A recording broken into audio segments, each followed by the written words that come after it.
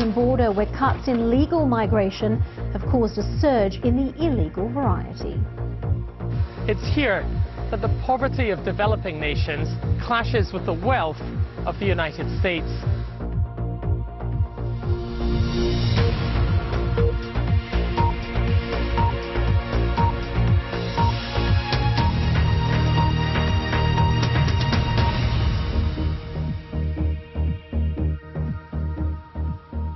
Hello and welcome. Top executive from the Chinese technology giant Huawei, who was arrested in Canada more than a week ago, has requested bail. Meng Wanzhou was detained at the request of the United States over accusations that she violated sanctions on Iran.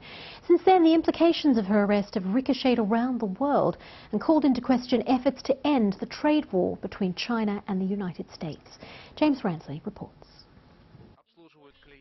It's thought that telecom giant Huawei's chief financial officer, Meng Wanzhou, is being held here in this Canadian prison while she waits to find out if she's been granted bail. China's foreign ministry has summoned the US ambassador in Beijing, demanding details of the detention and insisting that America withdraw Ms. Meng's arrest warrant. The arrest happened as US President Donald Trump and China's leader Xi Jinping attempted to de-escalate a bitter trade war at the G20 summit last week.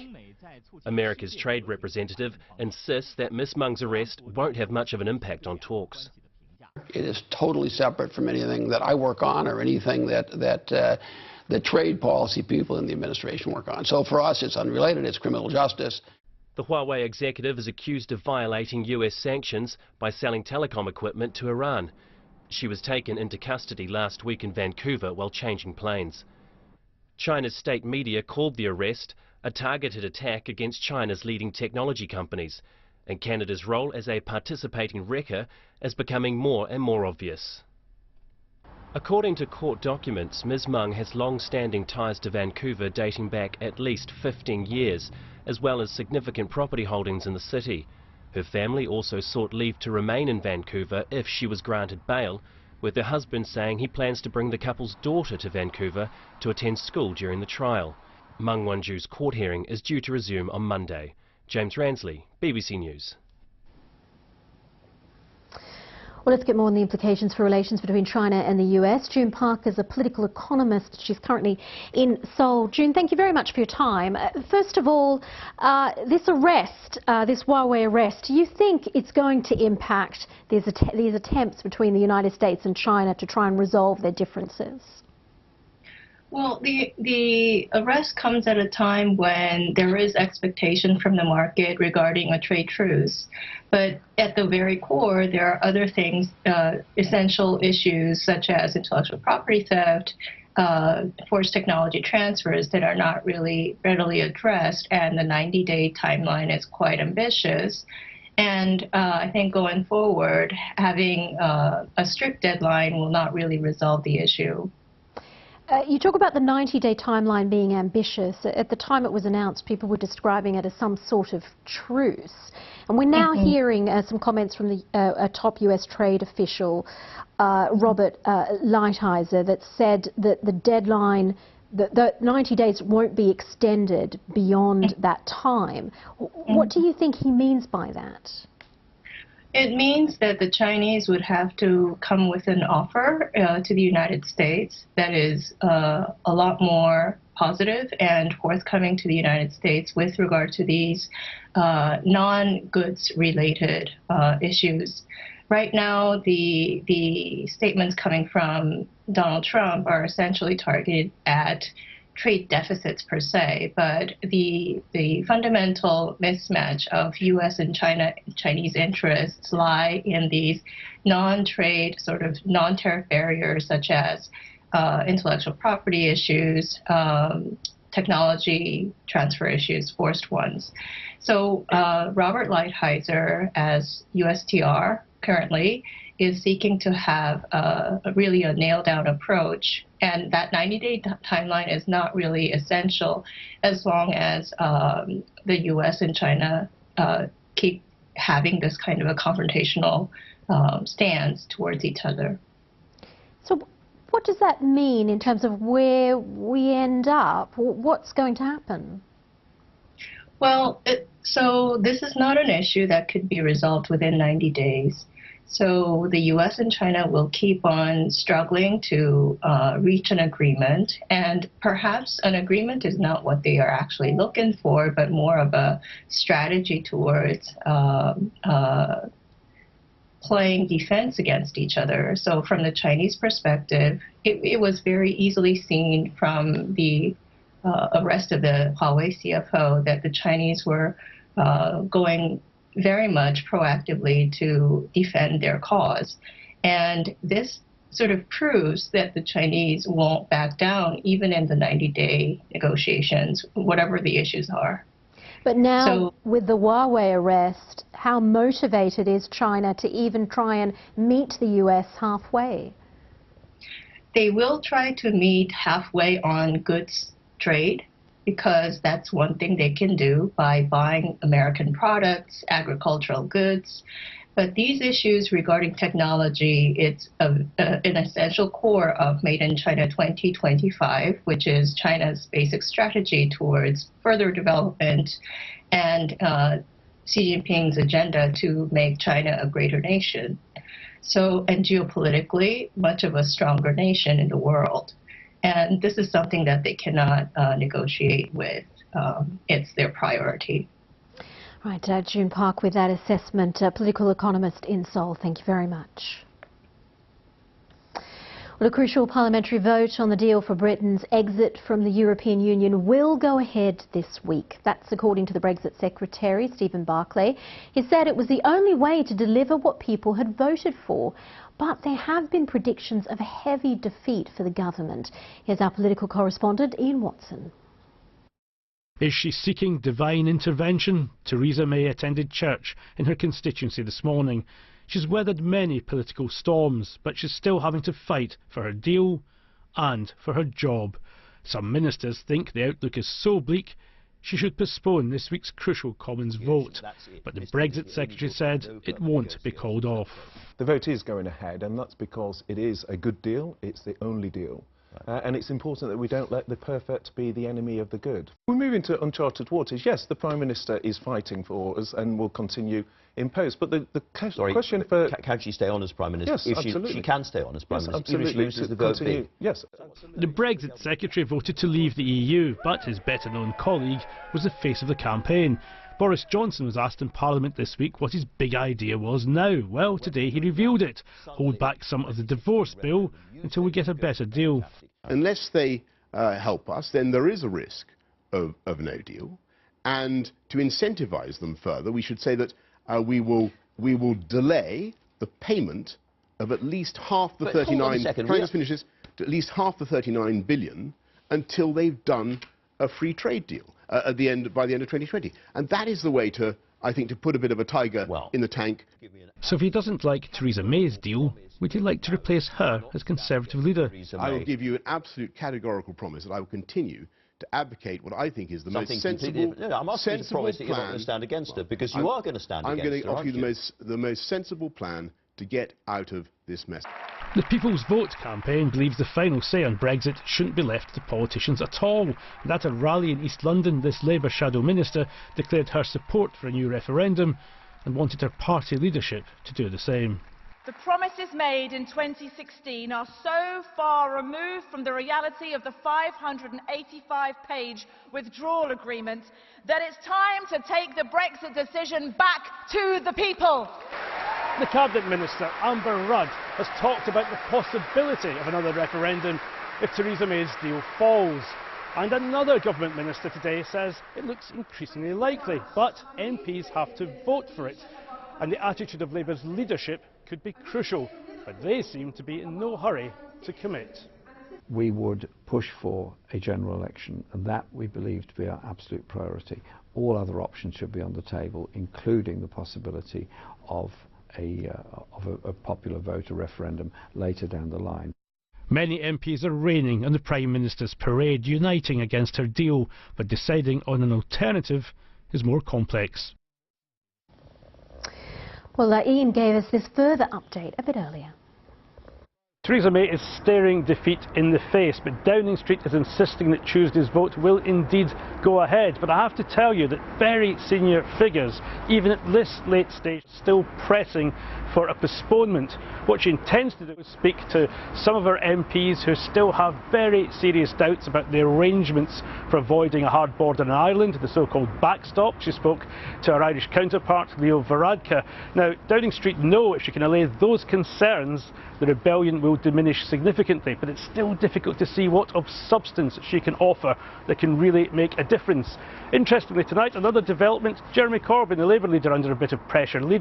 Prominent leaders from socialist parties across Europe have delivered him this letter, calling on him explicitly to back a new referendum, or what they call a people's voice, before Britain leaves the European Union. Now, Theresa May said if she loses this crucial vote here at Westminster on Tuesday, we're in uncharted waters. And I think she's right in this respect. The only certainty here at Westminster is uncertainty. Let's get some of the day's other news now. Initial results from the snap general election in Armenia suggest that the party of the acting Prime Minister, Nikol Pashinyan, has a clear lead. It's won at least 60% of the votes counted so far. Mr. Pashinyan came to power in the South Caucasus country in a peaceful revolution earlier this year. The deadline for detaining the former Nissan chairman, Carlos Ghosn, runs out shortly. He's being held as part of an investigation into suspected financial misconduct. Mr. Ghosn was arrested in Japan last month and has been detained since then. He's accused of underreporting his earnings for several years. The Nissan board sacked him in November, but he remains chairman and chief executive of Renault. Saudi Arabia says it will not extradite the two key suspects in the murder of the journalist Jamal Khashoggi. Last week, a Turkish court issued arrest warrants for Ahmed al-Asiri, a senior intelligence official, and former royal advisor Saud al-Qahtani, saying they didn't believe the Saudi authorities would take formal action against them. Mr. Khashoggi was killed in the Saudi consulate in Istanbul in October. Hundreds of thousands of homes in the southeast of the United States are without power after a weekend of heavy snowfall. A state of emergency has been declared in North Carolina and Virginia, parts of which reported nearly half a metre of snow, causing problems for motorists and leading to the cancellation of over 1,500 flights.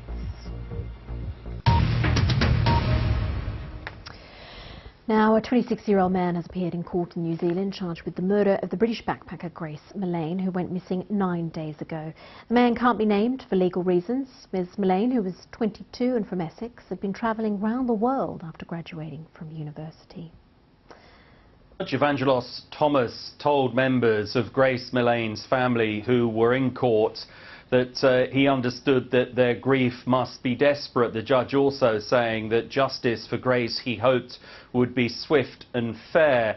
This 26-year-old man who has been charged with her murder, he was dressed in a blue boiler suit when he made his appearance. He didn't enter a plea, he didn't say anything, nodding only occasionally to the judge during this very brief hearing. He'll be remanded in custody and is due back in court towards the end of January. Now, the judge in this case had offered to lift the suppression order on this suspect's identity, but the man's lawyer has made an appeal, so for legal reasons we can't report his name. The investigation in the case is obviously ongoing. Have we heard any more about that? Well, over the weekend, the police searched a bit of bushland about 25 kilometres from the centre of Auckland, where a body was found. The police say that their search for Grace is over. There will be a formal identification process through a post-mortem. And the police are at pains to point out that the investigation is continuing. A lot of work still needs to be done. And of course, fundamental questions need to be addressed. How and why did this young British woman die? She'd been in New Zealand travelling alone for about a fortnight following a group tour in South America. This was supposed to have been the adventure of a lifetime, but tragically for Grace Millane's family from England, it has ended in the most horrible of circumstances. In the New Zealand court system, is it unusual for an accused to have the name to be suppressed? It does happen, and what we've had now is that the judge was willing to lift the suppression order on the suspect's identity. The lawyer said that he would make an appeal to ensure that his client's identity remained a secret. So for the next 20 days, that suppression order will be in place. Up until that time, it is against New Zealand law to report the identity of this man. We do understand that he was living in the Auckland hotel where Grace Millane was last seen at the start of December, and she was missing for about 9 days before a body was found in hills to the west of Auckland. And as we say, this is a police investigation that is continuing. All right, Phil Mercer. Phil Mercer speaking to me a little bit earlier on that case, and he was in Sydney. But do stay with us on BBC News, still to come. Putting the entire history of life on Earth online. Scientists plan to digitise millions of fossils hidden away in drawers for years.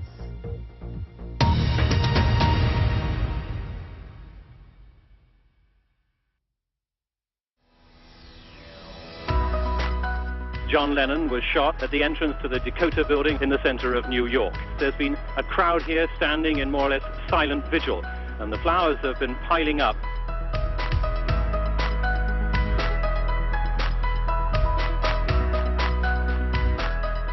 The 14th ceasefire of this war ended at the walls of the old city of Dubrovnik. This morning, witnesses said shells were landing every 20 seconds.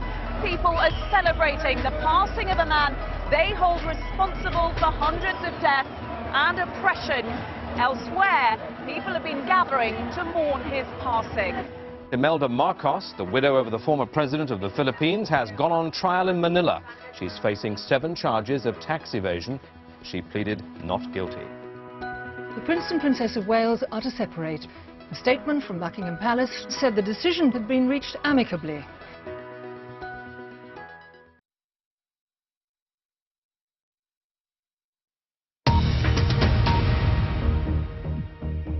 This is BBC News, the latest headlines.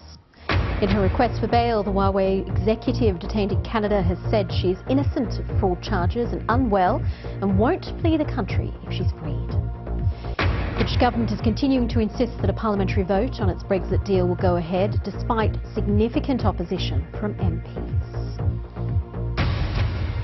Well, the French President Emmanuel Macron will address the nation later as he tries to bring 4 weeks of violent anti-government protests to an end. France has now had 4 weekends of demonstrations against fuel tax rises, high living costs and other issues. About 125,000 protesters were on the streets on Saturday, with more than 1,700 arrested. Lucy Williamson is in Paris. President Macron is facing a couple of problems tonight. One is that if he tackled these protests a few weeks ago, he might have got away with simply cancelling the rise in fuel taxes. The trouble is, since then, the movement has grown, and with it, the movement's demands. And the second problem he faces is that it's also a very diverse movement. People have joined it, bringing all kinds of grievances. So satisfying all of them is going to be quite difficult. And the government spokesman today said he thought it might be an almost made-to-measure solution. So President Macron's speech tomorrow is going to have to do quite a lot of things. And I think first and foremost, he's going to want to convince people that he's really listening, that France's democratically elected leaders feel responsible to those who are struggling and really hear what they're trying to say. And that is probably going to mean some more financial concessions, whether that's bonuses for low-paid workers or lifting some taxes. The real problem he's got is trying to do all of that whilst not looking weak and not rowing back on the reform programme he came to power to deliver. Lucy Williamson there. Now, when Donald Trump entered the White House just under 2 years ago, the number of illegal immigrants living in America was at its lowest level for almost a decade. More and more people were using legal means to enter the country. But the president's attempts to restrict legal migration may now be forcing others to sneak into the country. Recently, thousands of Central Americans fleeing violence and poverty started their journey to the U.S. from the town of Tapachula, southern Mexico, travelling more than 2,000 miles to the town of Tijuana on the border with the U.S. Well, they're now camped out there, frustrated by tough new restrictions on asylum and willing to do anything to live in America. James Cook reports. Charlotte is 3 years old. She's travelled 3,000 miles from Honduras, and the next few steps will shape her entire life. Her mother is risking all to search for the promised land. Todo sacrificio valdrá la pena. God willing, all the sacrifice will be worth it, she says.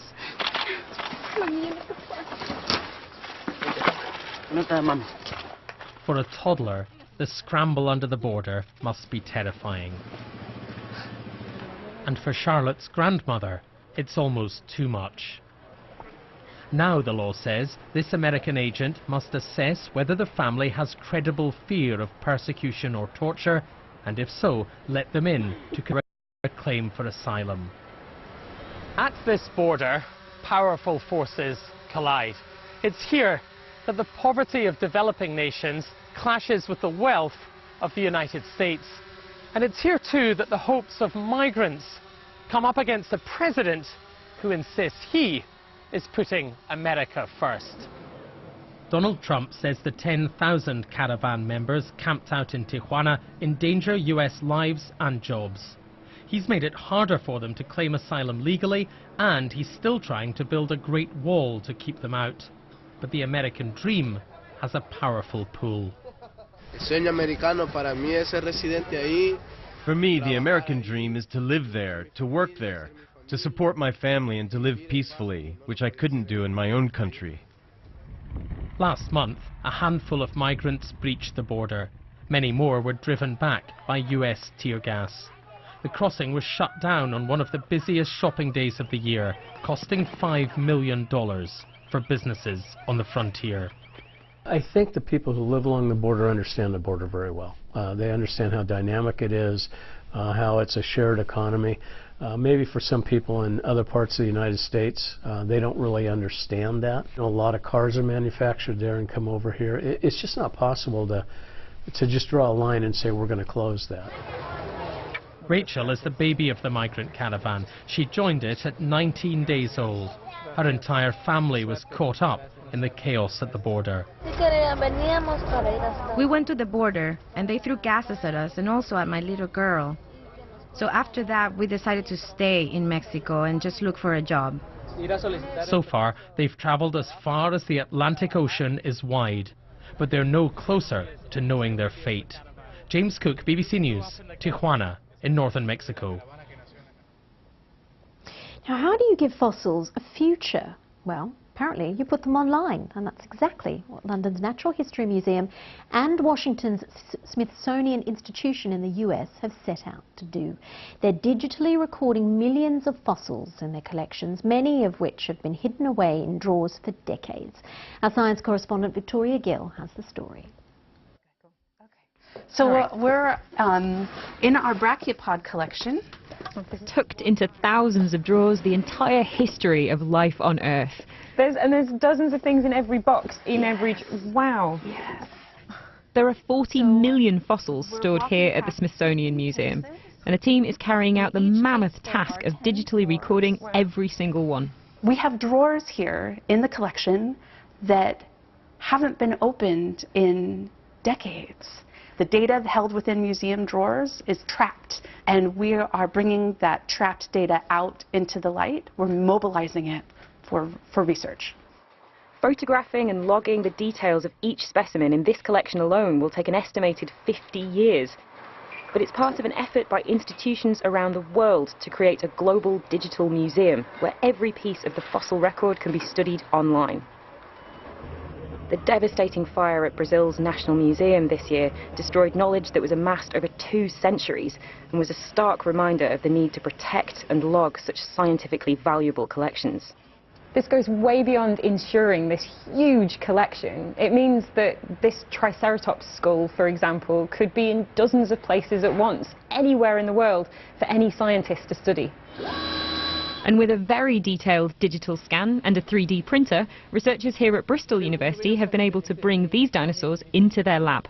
This model is great because it allows us to kind of look in detail at the anatomy, and you'll pick it up and hold it and turn it around. Amazing. Now we can actually test ideas about how these animals actually functioned. The digital skulls can be given virtual stress tests to work out what the animals ate, how they moved, and so what their environment was like 150 million years ago.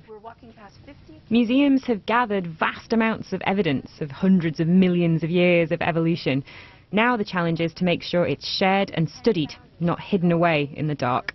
Victoria Gill, BBC News in Washington, D.C.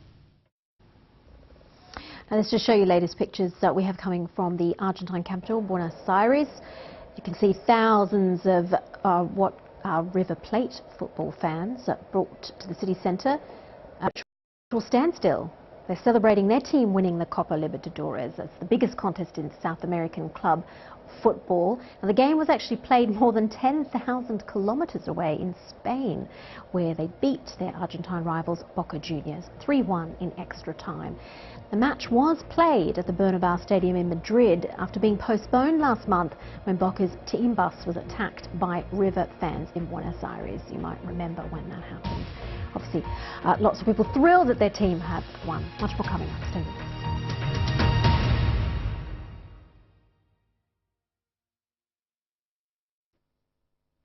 Hello. Well, Monday's looking pretty quiet for most of us on the weather front, and in fact, if you're wondering about the week ahead, it's not looking bad at all. It is going to turn progressively colder through the week, but nothing dramatic happening on the weather front.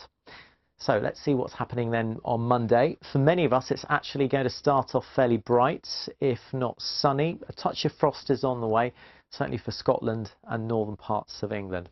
So here's the forecast then. Through the early hours of Monday morning, chilly northwesterly winds blowing in. Not much cloud out there, just a couple of showers maybe here and there. Here's that frost again across Scotland and northern England, down into Yorkshire as well, around -1–2 degrees. But to the south of that, it's closer to +5 for Cardiff and for London. So it starts off bright, if not sunny. Sunny particularly in the east, but very quickly this cloud you can see out west will be brought in by an increasing southwesterly breeze, so it will end up pretty cloudy, if not grey, across many of these western areas.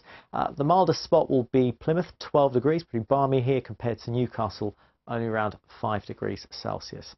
Then on Tuesday, slightly less cold air, even quite mild air heads our way. You can see this southwesterly wind and the sort of a tongue of warmth all the way up into the north. With that also a couple of weather fronts, one here which is actually not going to bring us much rain, even though you can see rain here. This is another weather front here which is basically just a fair bit of cloud. So Tuesday across much of Scotland, England and Wales, probably staying fairly cloudy with some sunshine poking through. Here's the other weather front. It's not making much progress, so it'll stay to the west of us, I think. So Belfast should be dry on Tuesday. And 12 degrees here, 12 for Plymouth as well. Then on Wednesday, we start to see a little bit of a change. The winds die down, and in fact, we start to develop an ever so slightly more easterly wind.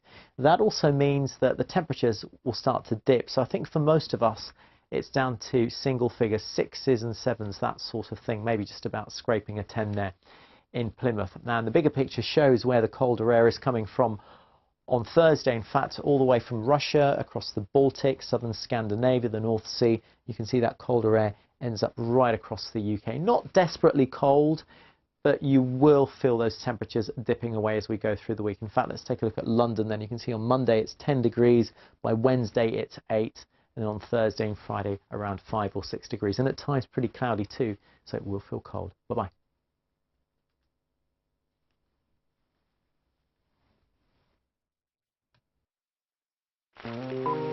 There are many movies out at the moment that are claiming to be comedies. This beats all of them. And on the one hand, it's a political tale. On the other hand, it is magic, realist fable. It is baggy and overlong. You can either just see it as a really good popcorn adventure or as something much deeper. That's what a proper cult movie looks like. My problem with it is I wanted it to be darker. The script is laughable, but not in a good way. It's just proved so divisive. I was reminded of the friendship between Elliot and E.T. Every time anyone says mockumentary, immediately you think, is it as good as Spinal Tap? The answer is no. Very smartly reinvented a franchise, and who thought that was possible? It does the thing that cinema is meant to do at its very best, to completely immerse you, to transport you, to take you to another world. Words of Wisdom, the film review, available now on BBC iPlayer.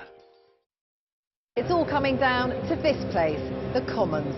The government's agreed a Brexit deal, but can MPs be persuaded to back it? We'll bring you all the key moments as the House debates the deal and the result of that crucial, meaningful vote.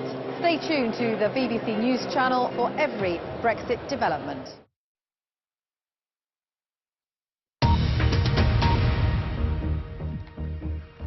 This is BBC News, the headlines. A Chinese technology executive whose detention in Canada has caused protests from Beijing has requested bail. The chief financial officer of Huawei, Meng Wanzhou, was arrested at the request of the United States, which has accused her of fraud in violating American sanctions on Iran. Britain's Prime Minister Theresa May has spoken to the President of the European Council ahead of a planned parliamentary vote on her government's Brexit deal. Many MPs from her own party have called for a delay, but she insists the vote will take place on Tuesday. A 26-year-old man has been remanded in custody in New Zealand, charged with murdering a British backpacker. Grace Mullane, who was 22, went missing more than a week ago. Yesterday, police found a body they believed to be hers in woods on the outskirts of the city of Auckland. Those are the headlines.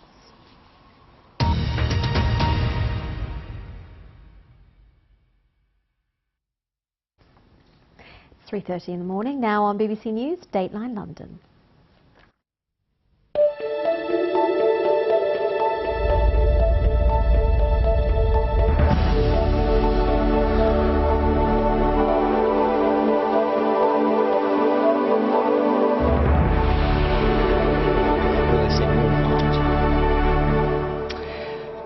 Hello and welcome to Dateline London, a programme of comment, conflict and opinion with some of the UK's leading journalists up against the foreign correspondents who file their stories with the Dateline London.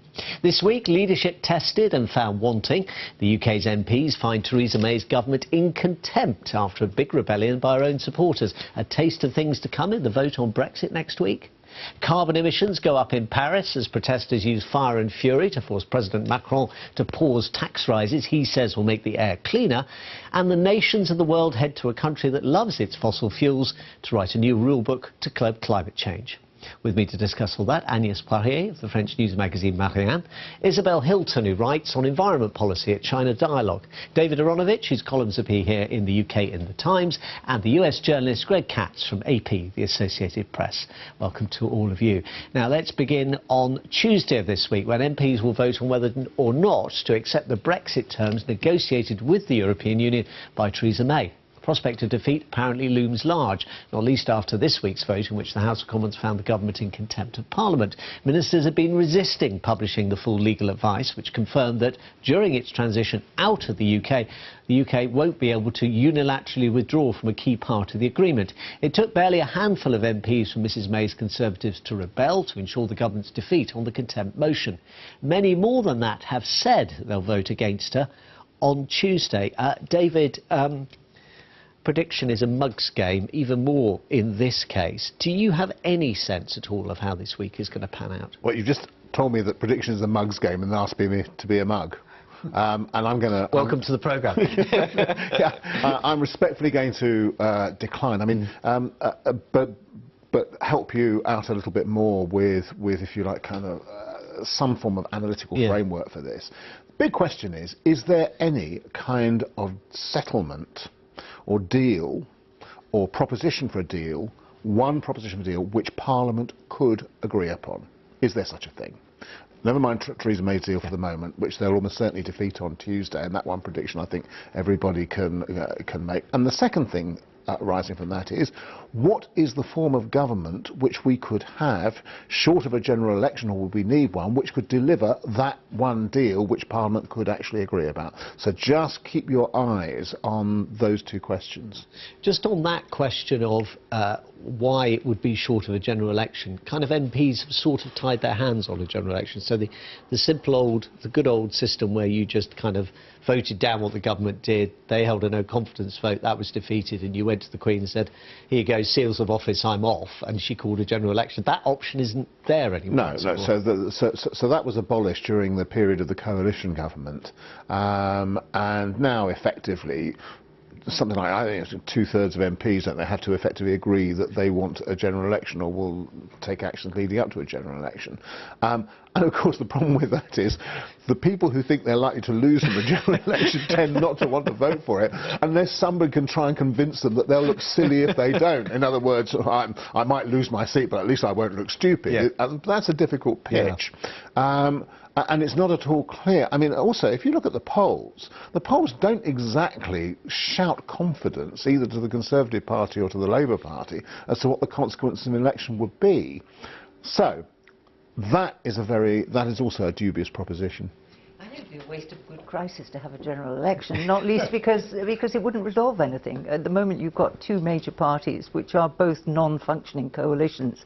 So you're saying to the electorate, would you like the other non-functioning coalition, which will then fail to resolve the question on the table, which is Brexit. So I think it has to go rather, I'm finding this crisis is unfolding in a deeply promising way, and I'm hoping it'll get deeper and even more dramatic, and finally something might be resolved. When you say promising way, what is the promise that's held out for you then? Well, I think cards on the table. I've always thought Brexit was undeliverable because it was a stupid question with a muddy answer, and we've spent 2 years not deciding what we mean by it. So clearly that's politically undeliverable. At some point it has to go back to some other resolution, which looks more and more likely to be another referendum, and then at least that's out of the way. Then we could possibly get back to governing the country as opposed to worrying about chasing unicorns. Agnes, we heard on Saturday morning from one British cabinet minister, Amber Rudd, newly returned to the cabinet, saying actually she thought there was a plan B in what's called the Norway Plus option.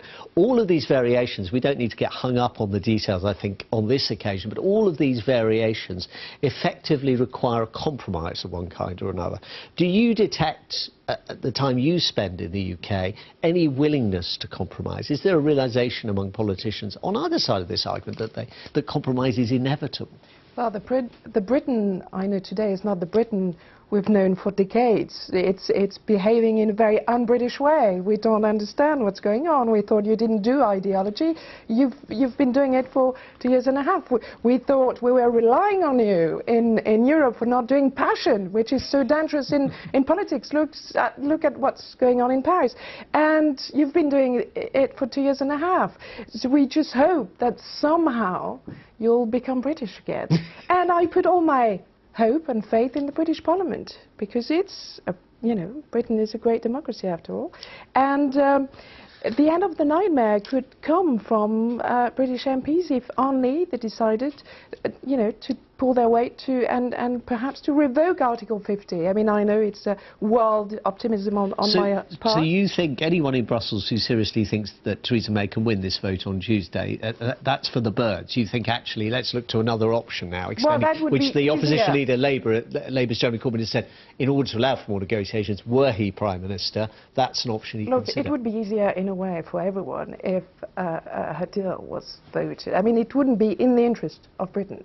But we haven't talked about the interest of Britain for 2 years and a half. So, but at least it would, everybody would find closure. It would be a bad idea, but in 2 generations' time, then you would join again, because it would take you that much time to realize it was a bad idea. But at least Britain could go back to just doing what it should be doing, looking at the NHS, looking at so many other issues.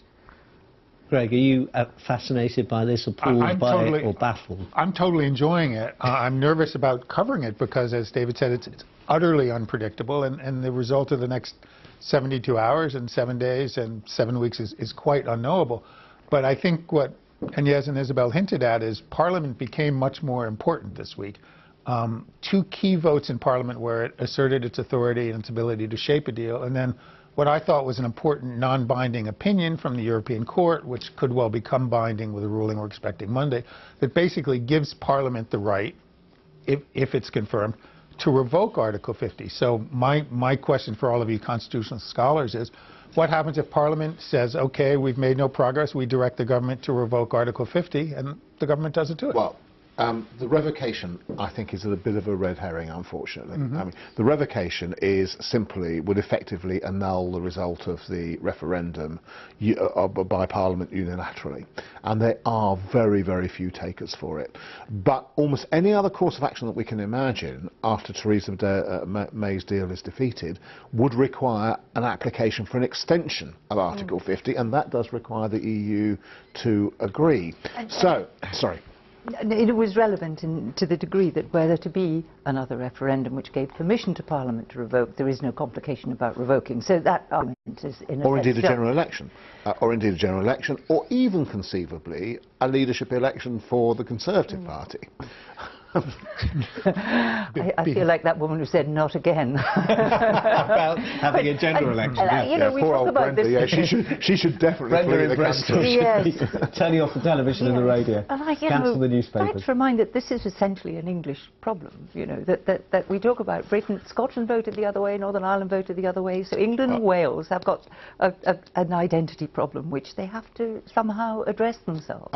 Very, very quickly, it is also now a very, very big Northern Ireland problem, and that's not by way of a corrective.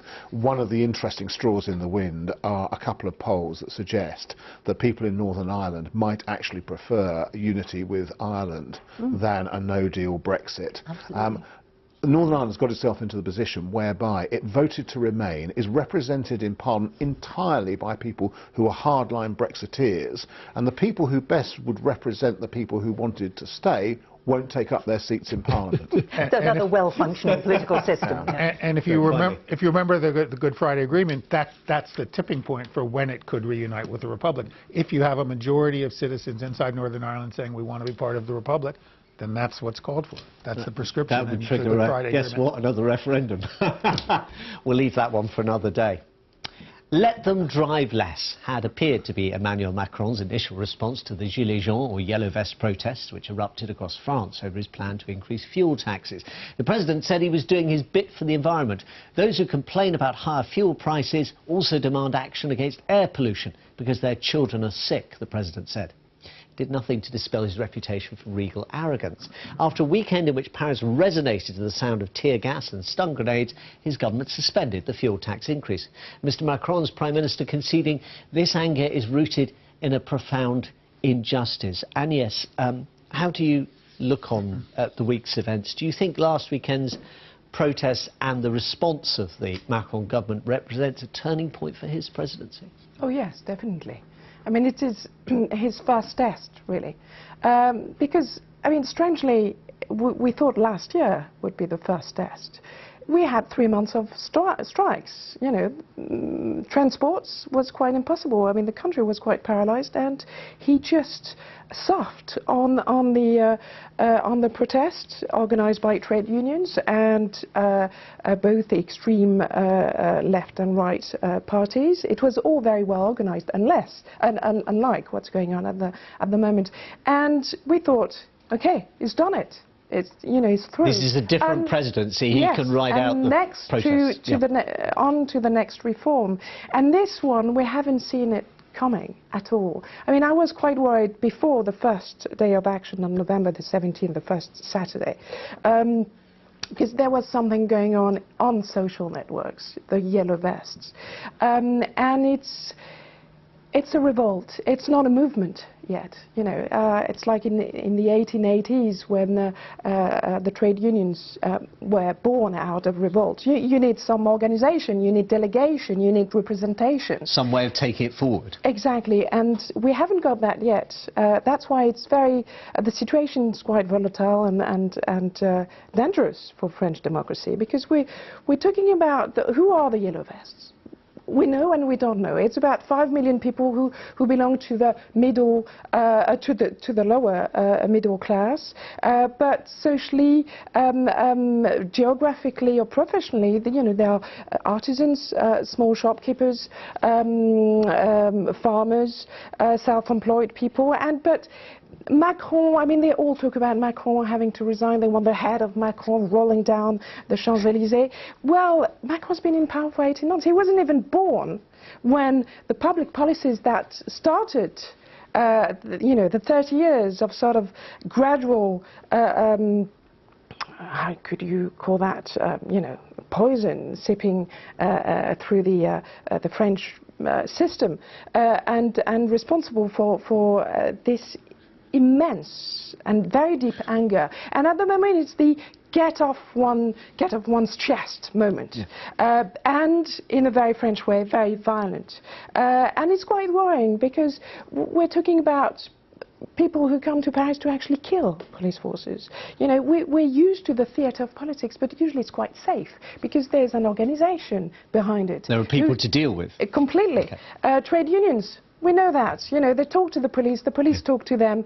There's the theatre. We love good demonstration.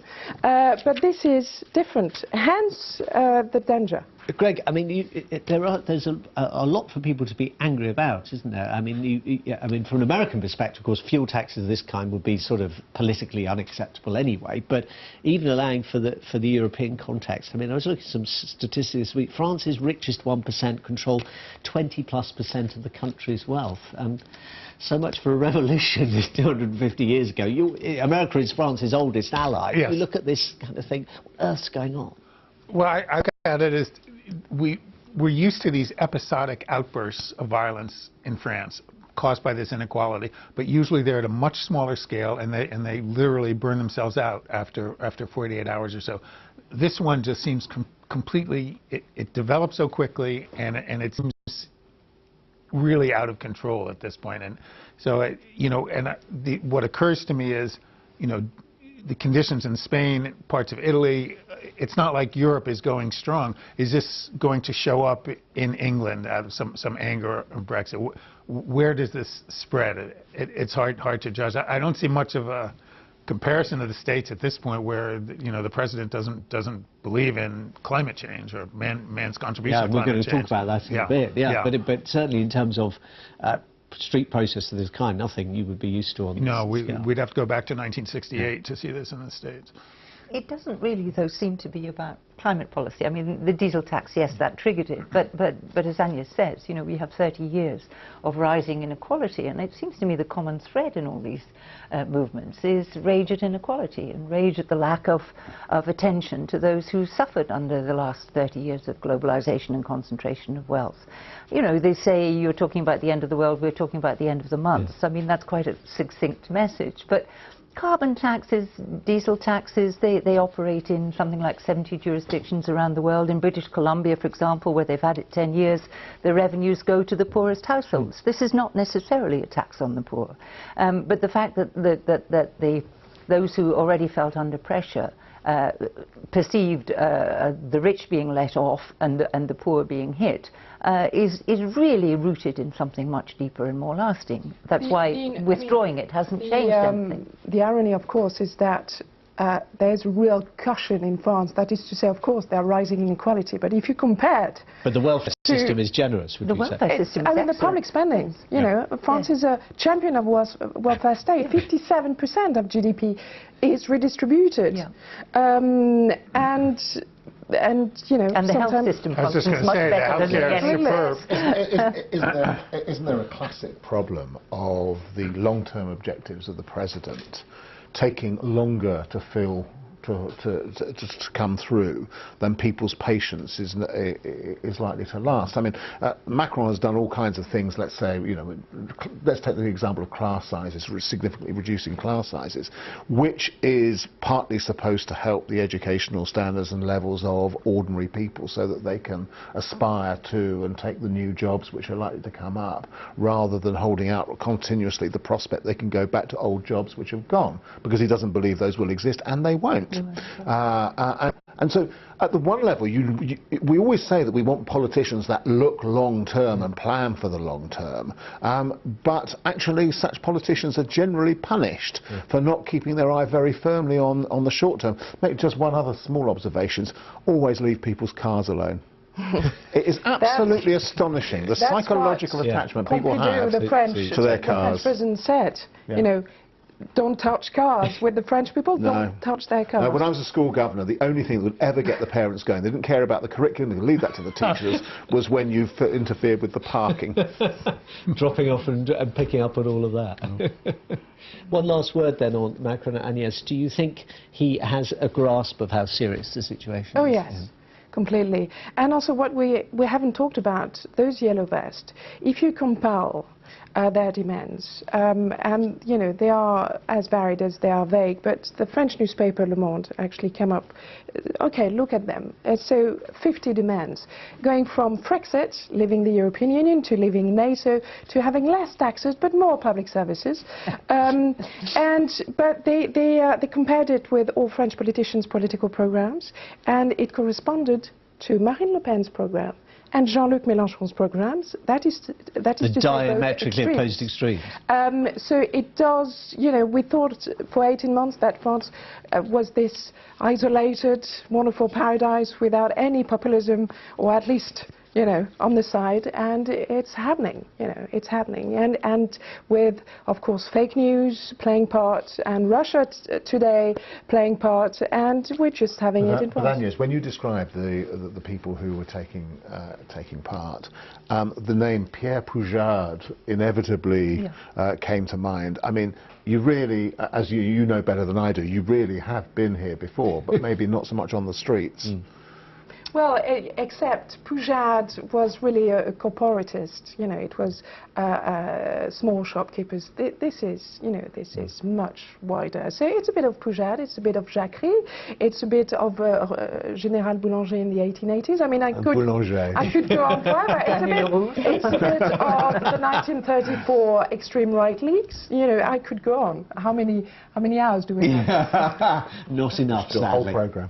Another president, a different take on climate change, welcoming delegates to a global conference intended to draw up rules for curbing man's contribution to climate change in Katowice. Poland's head of state, Andrzej Duda, pointed to coal waiting to be extracted that could heat homes and feed industry, he said, for another 200 years. It would be hard not to use them. Hard indeed, Isabel. I suppose in that sense it kind of perfectly illustrates the special pleading by nations, rich and poor, that always undermines attempts to draw up rules for all. How optimistic are you about Katowice? Oh, medium-ish. I don't think we're going to get a tremendous breakthrough, but I mean, as long as it doesn't go backwards, we can live to fight another day. As far as, you know, Poland and coal, it's very odd to see Poland clinging to that last bit of Soviet, you know, style economy when I'm sure that they would wish to think of themselves as another country now. And he says 200 years. A lot of people say 50 if you're lucky. You know, extractable coal. Yes. You know, the mining. This is really about the sort of mythology of mining, I think. Although the number of miners itself has been drastically reduced in the last years. In that sense, it's a bit like fishing, isn't it? Where the economic impact is small, the numbers are small, but there's an emotional attachment. There's an emotional attachment, and to be fair, that, you know, coal's role in Poland's energy is pretty important. But the coal-fired power stations are old. Most of them mines you barely break even or run a deficit. Poland's having to import coal right now to run its coal-fired power stations. Far better to make the leap at this point and create lots of lovely new clean jobs in renewable energies, and, you know, get all those guys working at something which is sustainable. But there is a kind of mythological fear of very embedded union power. And there's a very practical thing facing these talks, Greg, which is that the US has effectively now disavowed the whole process and said the Paris Agreement 3 years ago, it's not now wedded to. Right, and it's also, coal resonates in the U.S. emotionally, and coal miner votes, but more importantly, the symbolic value of it, are going to play an important role in the 2020 election when Trump is seeking re-election, because really he won because he managed to convince 200,000 or so people in the Midwest that his industrial policy and his ability to bring back some of these coal jobs that have been lost was a reason to vote for him. And so that's going to be tested in 4 years' time, and it could well be that same mythological 200,000 people or so that decide our next election. So coal is important, and the idea of bringing it back, certainly in the U.S., is not deemed very credible. Well, no one's investing in it because it doesn't have a future. And the irony of Trump's position is that, you know, on the one hand, he's in a kind of knock-down, drag-out fight with China over advanced technologies and who owns the future and who sets the standards. On the other hand, he's desperately trying to prop up a 19th century technology which everybody knows is moribund and which won't create jobs. It'll be done by robots anyway. And what impact, if any, is the Trump decision having on China's attitude to this process? It takes the pressure off. But unlike the United States, you don't have a big denialist problem in China. What you have is a lot of vested interests and process trouble, but China has bet its future on advanced technologies and low-carbon technologies because they understand basic physics, essentially, and they know what the risks are, and they see it, you know, certainly the threat of climate change, but also the next iteration of the Chinese economy is, you know, moving up that value chain. So for them, it's also a huge opportunity. David, this whole process is supposed to be about moving beyond sort of voluntary statements like the Indonesian one, which says, well, we're going to to improve on our business as usual case, but actually is vague about what that means and how you apply it. We're in an environment where we're told nationalism is on the rise. Presumably that mitigates against these kinds of international deals. Nationalism and the kind of sentiment which both Isabel and Greg were talking about, which is sort of a location almost of the masculine past, really, in things like mining, and actually the same, funnily enough, applies to fishing, which is these notion of these kind of hard status jobs which kind of rugged people have done over the years, which has given them some kind of place in society, which we then take out. And there is, of course, a degree of truth in that. In the end, the question always was whether you were prepared to pay the costs in the immediate term that you'd have to pay in order to prepare for the long term. And actually, this is the second time now that this theme's come up on this programme, and climate change is that in spades. Unless you are a denialist, you know that you have got to do it for the future of humanity and for our grandchildren, etc. To decide that you do not know it is a real decision. Now, in the end, very, very few politicians will take the decision not to know it. You really have to be perverse. And even in the States, as Greg was saying, quite a number of states and governors and so on have wanted to welcome in that new technology and want to be part of that. And a lot are doing, because of course they have a lot more political power doing it on a sort of national, a local or city or regional But the question is always quick enough. Do the Indonesians know that in a way which solves their current problems and so on? That's always the tricky bit. And if advanced countries, in inverted commas, certainly developed economies, can do it and can say they're doing it, it's harder in developing countries, but those countries have to carry, because they're, what, 60% or something? And yes, they estimated of the current climate changing problem is coming from the developing world. But it's also having the people on board, and that's what we're seeing in France, is that you must make the transition just and fair for everyone. And for instance, you know, there's this eco tax that was adopted before President Macron was elected. It's interesting if you look at the revenues, so about 32 billion euros, only a fourth was going to be reinvested in helping people to actually adjust. I think it's probably now we have the answer. It should be more. Yes. You should help people who rely on their cars to go about their day to switch to electric cars with, you know, real incentives, and make it so that everybody actually feel that they can afford doing it. It's a wicked problem, this, though, because the consequences are in the future and the action needs to be now. Essentially, we've got 12 years to bend that curve. Paris came about with a combination of an agreement between China and the United States, the energy that the Obama administration put into it, and the French diplomatic corps doing a brilliant job. None of these things apply in Poland, and so it's always going to be slower and trickier. But I think it won't go backwards at this point. It just won't go forwards fast enough. We'll know on Friday. Thank you all very much. That's Dateline London. Thank you for joining us. I'll be back next week, unless Theresa May decides to appoint me ambassador to the UN, of course. From all of us on the programme, goodbye.